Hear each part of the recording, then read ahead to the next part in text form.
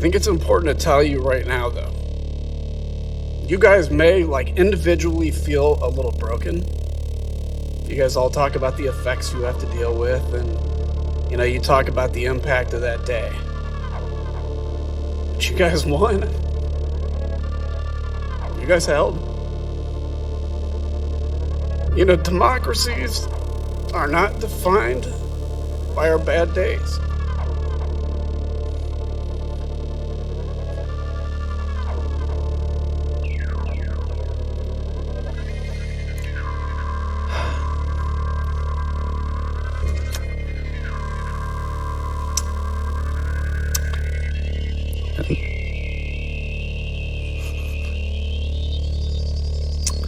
God help us. But I have faith.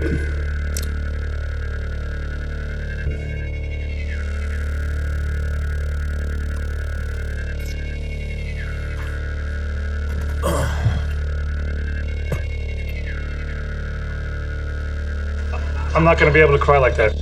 They're really showing themselves to do really well. Come on, man.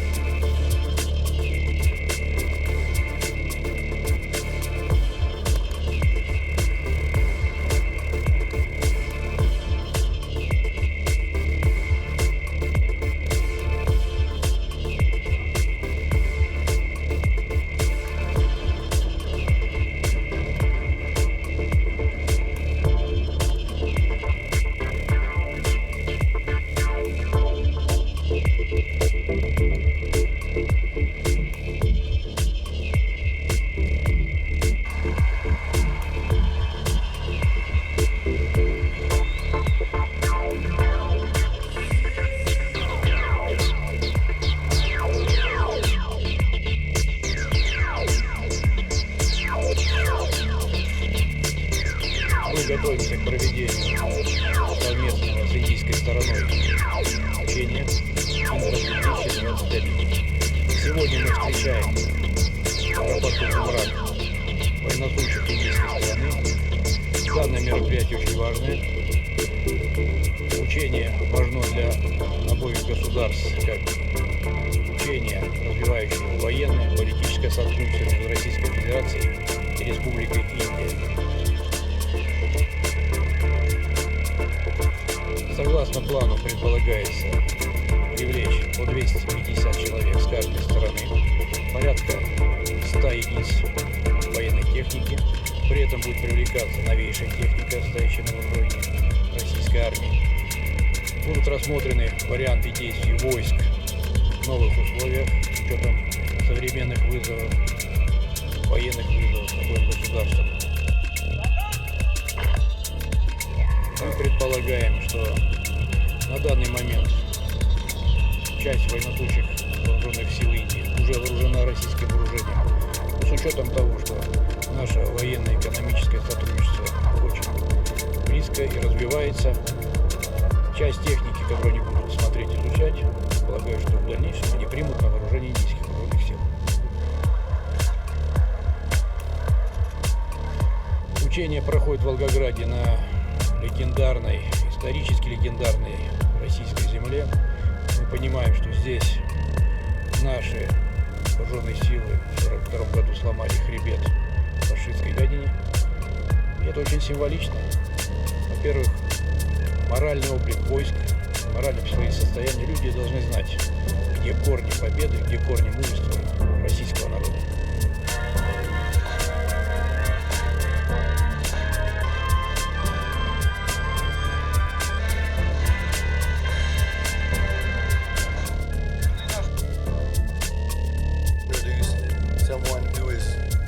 friend of mine, someone who I got to know when he came on board in the South Carolina legislature as a freshman, who I was able to serve with for several years before he went on to Congress. Someone who was a rising star in the U.S. Senate. Someone who has definitely made the state of South Carolina proud. Someone who I am honored to call my friend. Help me now to welcome someone who couldn't be here today but has filmed a video for us, my friend, Tim Scott. Hey y'all, Senator Tim Scott from the great state of South Carolina. I wish I could be there with you live and in person in Salt Lake City, but I'm honored to speak to you today from Washington. Organizations like ALEC are very important to gather policymakers committed to free enterprise and strong American values. Today I want to talk about something facing every single American, that's our economy. As a former small business owner, I know firsthand the economic challenges felt by entrepreneurs. Through the TCJA, we promoted long-term growth, sparked innovation, and created the jobs of the future right here at home in America. Before the pandemic, wages rose like never before, and unemployment among African Americans, Hispanics, Asians, women hit all-time lows or 70-year lows. And those without college degrees also saw historic lows. As our nation recovers from COVID-19, our economy cannot afford to backslide. That means encouraging employment, spending responsibly, and ensuring no American is left behind. Our nation has an abundance of undiscovered talent, including in some of the rural parts of the great state of South Carolina. Where some see only poverty, I see and know of the potential in those corridors of our great state. I see a brighter future if we just provide even the slightest bit of opportunity. This is what happens when opportunity zones are brought into those areas. They bring the resources of the private sector and the genius of job creators back into the areas that need the help the most. By working together, we can create an economy that is stronger than ever. Thank you all for allowing me to join with you today, and I hope to see you in person next time around.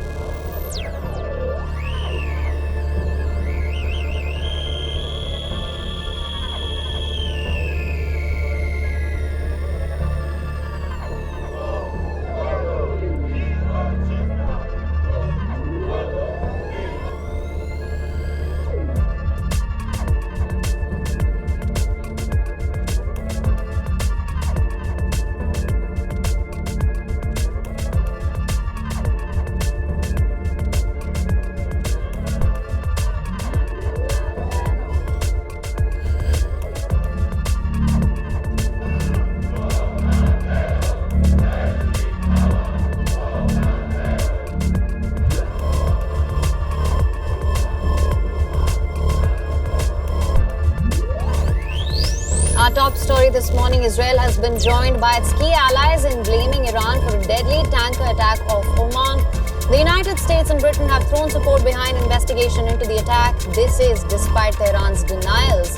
Israel accused Iran of a drone attack on the vessel, the MT Mercer Street, last week in the Arabian Sea, which killed a British security guard and a Romanian crew member, while also stressing on the need for international action against Iran. The tanker was managed by prominent Israeli billionaire Eyal Ofer. As per reports, several unmanned Iranian drones appear to have carried out the attack, which was the fifth attack against a ship connected to Israel since February.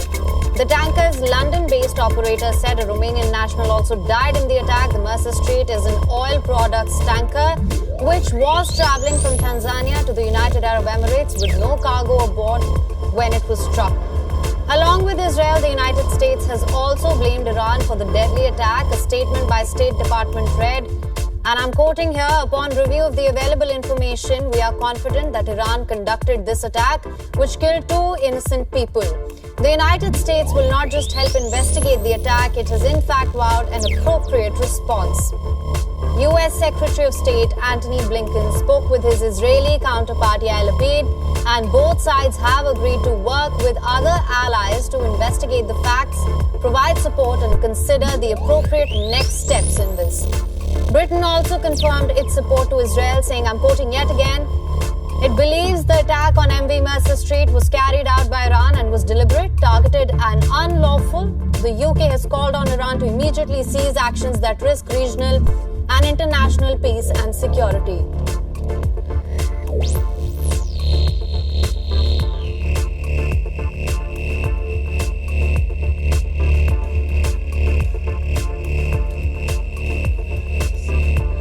Statements from the US and UK came after Israeli Prime Minister Naftali Bennett said there was evidence linking Iran to the attack. Following the incident, Israel has profiled Tehran as an exporter of terrorism. אז אני קובע באופן מוחלט, איראן היא שביצעה את התקיפה כנגד הספינה.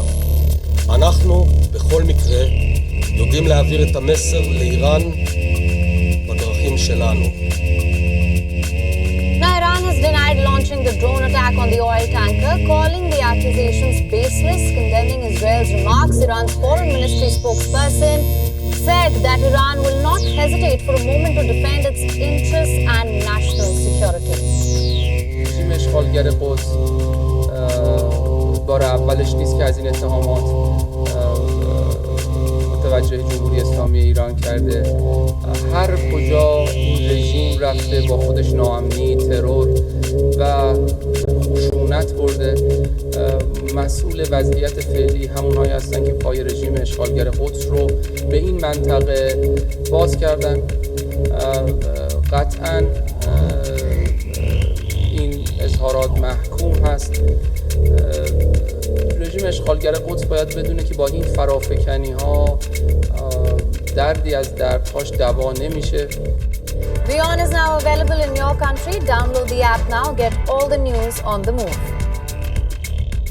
Here in New York, police are calling it a brazen, coordinated attack by 4 suspects who remain at large. 10 people are wounded. Authorities say most of them innocent bystanders. All are expected to survive. ABC's Trevor Ault is in New York.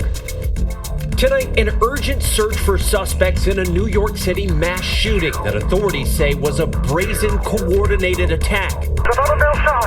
Police releasing this surveillance video from late Saturday showing 2 masked men drawing their weapons, allegedly firing dozens of shots into a crowd outside a laundromat in Queens, hitting 10 people. The video then showing a second pair of men arriving on mopeds, who officials say helped the gunman flee. We got so far 5 people shot. It looks like a moped was going eastbound. After they fire at least 37 times that we know of, they calmly get on the back of the scooters and take off. So very brazen, to say the least. Investigators now asking for the public's help identifying all 4 suspects. They believe the shooting is gang-related and only 3 of the victims were intended targets. The other 7 were collateral damage. This is unacceptable in our streets of New York City, and it has to stop. The victims in the shooting are as young as 19 and as old as 72. Thankfully, all of them are expected to survive. Lindsay? Trevor, thanks so much. Hi everyone, George Stephanopoulos here. Thanks for checking out the ABC News YouTube channel. If you'd like to get more videos, show highlights, and watch live event coverage. All right, let's now shift our attention to Lebanon, where at least about 5 people, including 3 Hezbollah members, reportedly were killed when a funeral procession for a party member was ambushed. Several people were wounded in exchange of fire at the Khaldeh area between members of the Lebanese Shiite group and the Sunni residents. The funeral was for a Hezbollah member killed the night before. Sectarian tensions have long flared in the town of Khaldeh between the town's mixed Shiite and Sunni residents. The Iranian-backed Hezbollah, Lebanon's most powerful armed group, in a statement has appealed to the army and the security forces to arrest those who are responsible for the ambush. The Prime Minister-designate Najib Mikati has called on the head of the army to increase its security presence in the town. The army, in response, was deployed to the area and, in a statement, said that their soldiers would open fire on all armed men on the streets of Khaldeh. شفنا الموكب مرق من قدام المطعم ولف وطلع ما في دقيقتين 3 طلع أول رشا رصاص فأول رصاصة دغري نزلت بقلب المطعم يعني وبلش صوت كسير الإزاز وهيك. The violence comes as Lebanon is facing an economic crisis branded by the World Bank as one of the world's worst since the middle of the 19th century. Poverty, of course, is on the high. Its currency is plummeting and there is shortage of basic items from fuel to medicine. The country has been without a government for almost about a year after its cabinet resigned en masse after a catastrophic explosion at Beirut's port last August. Lebanon has been mired in political instability since late 2019 when nationwide protests had broken out demanding for an end to the system of confessional power sharing. The protesters said that rewarded corruption and incompetence. Beyond is now available in your country. Download the app now and get all the news on the move. And to settle a lawsuit claiming violation of users' privacy rights, Zoom Video Communications, it will pay $85 million in US and bolster its security practices. This after US-based firm was accused of sharing personal data with Facebook, Google, and LinkedIn, and it's letting hackers disrupt Zoom meetings in a practice called Zoom bombing. It was accused of letting hackers do that. Zoom bombing is where outsiders hijack Zoom meetings and display pornography, use racist language, or post other disturbing content. Subscribers in the proposed class action would be eligible for 15% refunds on their core subscriptions or $25, whichever is larger, while others could receive up to $15 too. Zoom agreed to security measures, including altering users when meeting hosts or other participants use third-party apps in meetings, and provide specialized training to employees on privacy and data handling. Zoom's customer base has grown sixfold since COVID-19 pandemic forced more people to work from home. The company had 497,000 customers with more than 10 employees in April 2021. It's up from 81,900 in January of last year. Zoom said its user growth could slow or decline as more people get vaccines and return to work or school in person. The Zoom collected about $1.3 billion in meeting subscriptions from class members. The plaintiffs' lawyers recalled $85 million settlement reasonable given litigation risks. However, preliminary settlement still requires approval by U.S. District Judge in San Jose, California.